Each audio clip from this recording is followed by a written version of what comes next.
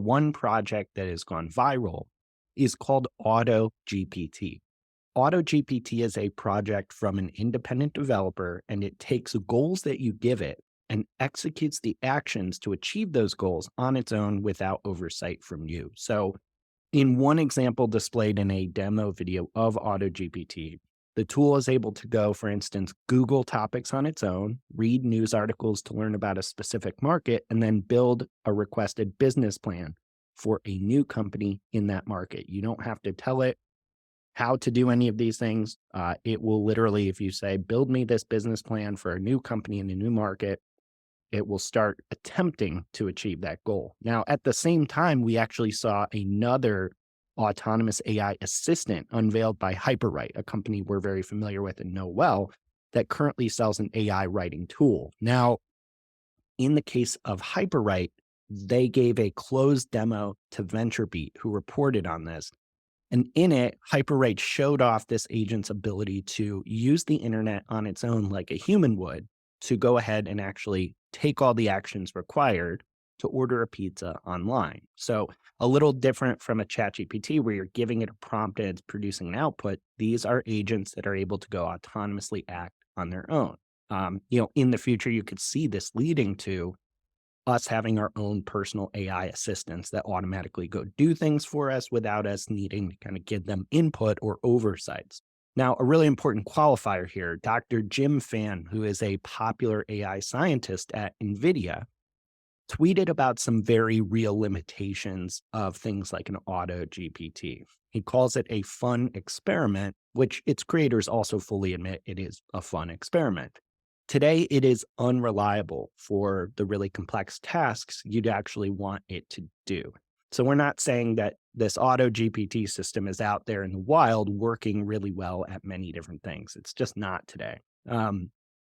Dr. Fan also talks about its autopilot mode being dangerous, which is something the creators of this tool also warn about, because in certain cases, given enough permissions and enough autonomy, this system can go perform tasks and execute code with no restriction. So it can be doing things indefinitely if you don't tell it to stop working. So this is getting a ton of play online for obvious reasons, but there are very real limitations here. But it is very interesting to see what is now starting to become possible with these autonomous AI agents. Do you see this, Paul, as kind of the next stage in AI progress?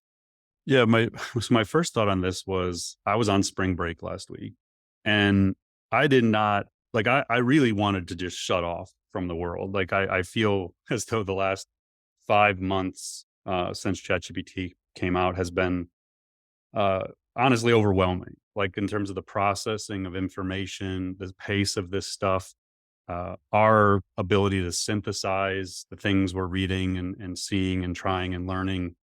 Um, it's a lot mentally to do, and I really tried last week to just not think about AI for 24 hours. So of course, like the day I did that, I come, back to Twitter in the evening, and it's like Auto GPT and Baby AGI are just like blowing up, at least within our bubble. I don't know that the average Twitter user would have seen or heard about Auto GPT, but certainly within the AI circles we follow, it was the only thing being talked about for that stretch of time. So I think I even messaged you. I was like, what the hell is Auto GPT and Baby AGI? Like, are these product launches from somebody legit? Like, what is this? And then you dig in, it's like, oh, okay, no, they're GitHub. Like somebody put this code up on GitHub and people are playing around with this. And it's not actually a user experience that like you or I could go necessarily get value out of. It's like, okay, well, at least I understand what in the world is going on. But it definitely starts bringing the world of bits stories. So if anybody listened, I don't remember what podcast it was. It was in the 20s. We'll put it in the show notes. But I had written this paper called World of Bits in February, where it was sort of connecting the dots about Andrej Karpathy going back to OpenAI to work on action transformers, and Adept and Afflection AI, raising hundreds of millions of dollars to do action transformers. This is it. Like it was the idea that we could not only have these language models that could generate things based on prompts, but they could actually take actions. And that is where everyone, we said at the time, was racing to. I think it was in mid-March, we maybe did the podcast about this. And it is absolutely where everyone is racing to. So we're seeing that happen. I think, based on my synthesis of information and kind of what we're seeing and the people we trust in the space that we're looking to, is it's very early. Um, but very early doesn't mean what it used to mean. Very early may mean it's months away from being usable technology to the average person. It could mean it's a year away, but it sure seems like the shorter time frame is more likely. The sort of like we've let the genie out of the bottle in a way. Like, this isn't, we're not going back. Like, we're not going to just stop trying to build these action transformers. But I do think it's a sign of things to come, and I think it's dangerous. So Ethan Mollick, who's a professor at Wharton, who we've quoted before on this podcast, he tweeted yesterday. Well, this is April 16th, just yesterday. We're recording this on Monday, the 17th. I've been playing with various open source efforts to give AI access to other systems. On one hand, they can make AI much more useful and powerful. On the other hand, this is something the OpenAI GPT-4 white paper cautions about, as it multiplies the potential of unexpected risks. So I just, again, like, I try so hard not to overhype this stuff. I really, really worry about how easy it is for people to build this stuff. Mm. I mean, we're talking about like a weekend project for people who know what they're doing.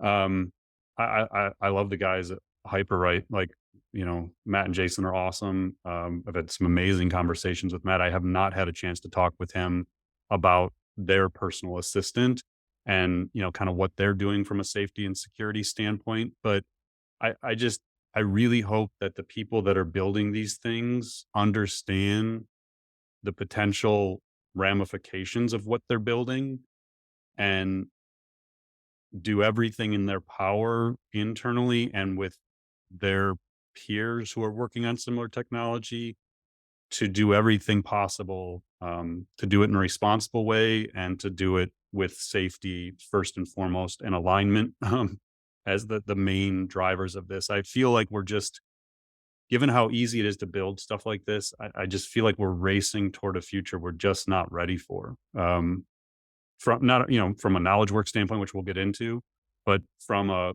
safety and alignment standpoint. And I think that's what the Future of Life Institute open letter was all about, was like, Mhm. we're heading down this path, and it just seems like we're building tech for tech's sake at the moment. Like, it's possible, so we're just going to do it, and we'll figure it all out later on. And I think we've been, I don't know if it's obvious, but I think we've been somewhat critical at times with OpenAI. Mhm. But the more I think about what they're doing, holding off for 7 months before they release GPT-4 and doing all the safety and red teaming work and the alignment work, um,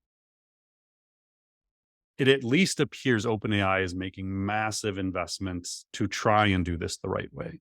And I think Google and Microsoft, like, they're trying. Yeah, you can question the ethics and you can question, decisions they've made around their ethics teams. But at the end of the day, they have lots of people dedicated to trying to do this in a safe way, whether we agree with the timing of these releases or not. Mhm. My concern is all of these smaller companies that don't have those teams in place, that have the ability to build this stuff very quickly. And I just don't think most people are aware of how dangerous that can be. And so it's just, more than anything, like GPT, you're not going to go race as the average listener to this podcast and build something on AutoGPT today, or baby AGI, or whatever the next thing is going to be. But people who know how to build are building Mm. dozens, hundreds of applications on top of these things, and they're going to get really good really fast. And I think it's a topic we're going to keep coming back to on the show.